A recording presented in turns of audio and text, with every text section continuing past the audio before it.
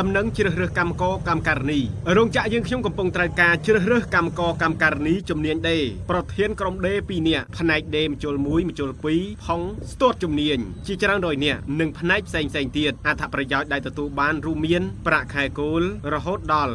$210ឡើងទៅលុយព្រីន$15លុយធ្វើដំណើរស្នាក់នៅ$7លុយរង្វាន់តាមក្រុមនិងតាមម៉ាស៊ីនសរុបពី$30ដល់$50ប្រាក់អតីតភាព5%ប្រាក់បំណាច់ឆ្នាំ6ខែបើម្ដងប្រាក់ខែប្រចាំខែសរុបចន្លោះពី$350ទៅ$450ក្នុងមួយខែបើបងប្អូនចាប់អារម្មណ៍សូមយកសិភៅគ្រួសារសម្បត្តិកំណើតនិងអត្តសញ្ញាណប័ណ្ណបសសហើយយករូបថត4x6 4សន្លឹកនិង3x4 4សន្លឹកបញ្ជាក់សម្រាប់កម្មករកម្មការិនីស៊ីខែជាពិសេសរោងចក្រយើងខ្ញុំត្រូវការជ្រើសរើសកម្មករកម្មការិនីដេស៊ីម៉ោងជាច្រើនអ្នកផងដែរដោយគិតក្នុង1ម៉ោង